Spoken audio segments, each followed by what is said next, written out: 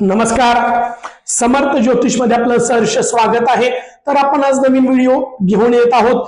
वाहन योग. वाहन योग म्हणजे काय, तर आत्ताच्या कलियुगामध्ये 2026 साली आपण जात असताना प्रत्येकाला वाहनाची गरज आहे. प्रत्येकाला वाहन असणं गरजेचं आहे. प्रत्येकाला वाटत असतं की मला चांगलं वाहन मिळणं गरजेचं आहे. वाहन असणं ही काळाची गरज आहे.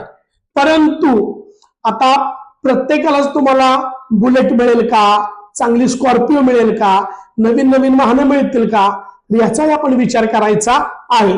वाहन योग बघत असताना प्रत्येकाच्या कुंडलीमध्ये चतुर्थ स्थान तुमचं फार इम्पॉर्टंट आहे. चतुर्थ स्थान चंद्र आणि शुक्र हे तुम्हाला वाहन योगासाठी ही समीकरण बघणं गरजेचं आहे. एखाद्याचं चतुर्थ स्थान अतिशय बलाढ्य आहे, त्याला अतिशय चांगल्या प्रतीचं वाहन मिळणार आहे. उत्कृष्ट लक्झरियस वाहन मिळणार आहे. ज्याच्या चतुर्थ स्थानामध्ये ग्रह मध्यम लेवलचे आहेत त्यांना मध्यम प्रतीचं वाहन मिळणार आहे. वाहन योग आहे का नाही हे बघणं गरजेचं आहे.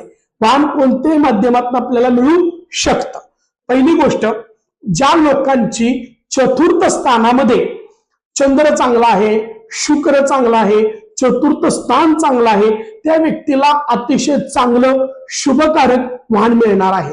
ज्या पत्रिकेमध्ये चतुर्थ स्थान पूर्णपणे त्रासदायक आहे, चतुर्थ स्थान खराब आहे, तो ग्रह नीच आहे, शत्रू आहे, त्याच्यावरती पाप ग्रहांच्या दृष्टी आहेत, अशा व्यक्तींना वाहन मिळण्याच्या बाबतीत थोडीशी समस्या उद्भवणार आहे.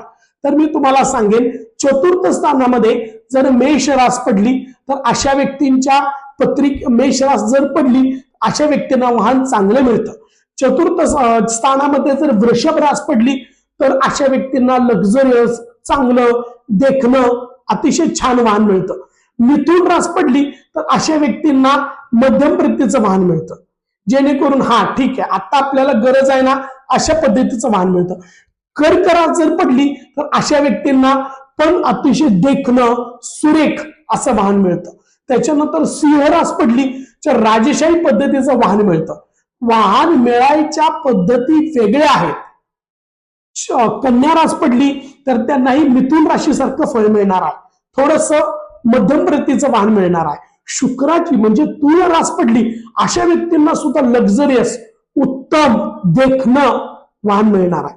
आठवी रास पडली म्हणजे वृश्चिक रास पडली तर थोडस त्यांना खडतर वाहन मिळणार आहे. वृश्चिक राशीला थोडस लेट मिळेल पण चांगलं मिळेल. त्याच्यानंतर तुम्हाला सांगतो धनु रास पडली, धनु राशीमध्ये सुद्धा वाहन अतिशय छान मिळतं, अतिशय मनासारखं मिळतं आणि त्यांना पाहिजे त्या सकारात्मक ऊर्जेचं वाहन मिळतं.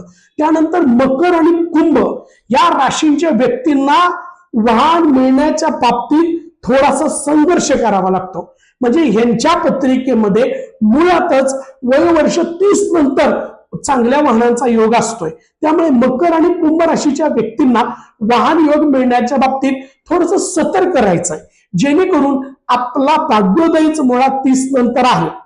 मिथुन, कन्या, मकर आणि कुंभ या राशींच्या व्यक्तींना थोडस उशिरा मिळणार आहे, परंतु चांगलं वाहन मिळेल, मध्यम प्रतीचं वाहन मिळेल. काहींना आपण म्हणतो ना सेकंड हँड वस्तू म्हणजे सेकंड सुद्धा वाहन चांगलं लाभेल. तर असं काही तुम्ही मनामध्ये समज आणायचा नाही की काय नाही एखाद्यानं नवीन वाहन घेतलं मी सेकंड वापरतोय. तर एक लक्षात घ्या, आपल्या चतुर्थ स्थानातली ग्रहस्थिती ज्या पद्धतीने आहे त्या पद्धतीने आपल्याला वाहन मिळणार आहे. त्याच्यानंतर मीन रास आली, मीन राशीला अतिशय चांगलं वाहन मिळेल. म्हणजे तुम्हाला सांगायचं तात्पर्य काय की मेष रास आहे त्याला एकदम नाही, चतुर्थ स्थानामध्ये कोणता ग्रह काम करतोय ते तुम्हाला वाहन देणार आहे. त्याच्यानंतर राहूची दृष्टी असेल, मंगळाची दृष्टी असेल, शनीची दृष्टी असेल तर वाहन मिळताना अतिशय त्रास होणार आहे, किंवा वाहन मिळाल्यानंतर त्याच्यामध्ये मध्ये आधी बिघाड होण्याची दाट शक्यता असते. ज्यांच्या पत्रिकेमध्ये चतुर्थ स्थान चंद्र आणि शुक्र चांगलं असेल तर त्यांना बघा लक्झरियस वाहन मिळतं, कमी वयामध्ये वाहन मिळतं, उत्कृष्ट पद्धतीचं वाहन मिळतं आणि म्हणजे वाहन घेताना योग तयार होतात. ज्याचा शुक्र चंद्र चांगला आहे 18-19 वयानंतर ती वाहन घ्यायला सुरुवात करतात. पण ह्या चंद्र शुक्रावरती चतुर्थ स्थानावरती जर पापग्रहांच्या दृष्ट्या असतील किंवा चतुर्थ स्थान नीच असेल तर तुम्हाला मात्र वाहन घेताना अडचणी येणार आहेत. तर मी तुम्हाला वाहन घेतल्यानंतर किंवा वाहन घ्यायच्या आधी आपल्याला काय केलं पाहिजे हे तुम्हाला मी सांगतो. ज्यांना इच्छित वाहन घ्यायचंय, चांगलं वाहन घ्यायचंय, मनासारखं वाहन घ्यायचंय, त्यांनी चतुर्थ स्थान आपलं ऍक्टिव्ह करणं गरजेचं आहे. चतुर्थ स्थानामध्ये उदाहरण म्हणून जर तुमची कुंभ रास पडली असेल तर तुम्हाला शनीची उपासना करणं गरजेचे आहे, शुक्राची उपासना करणं गरजेचे आहे. शुक्र हा तुम्हाला लक्झरियस वाहन देणारा, चांगल्या प्रतीचं वाहन देणारा ग्रह आहे. त्यामुळे तुमच्या चतुर्थ स्थान ऍक्टिव्ह करणं गरजेचं आहे. आणि मुळात एखाद्याच्या पत्रिकेत ते स्थान जर ऍक्टिव्ह असेल तर तुम्ही बिनधास्त राहा. तुमच्या नशिबानं, तुमच्या चांगल्या ग्रहस्थितीमुळे तुम्हाला अतिशय चांगलं वाहन मिळणार आहे.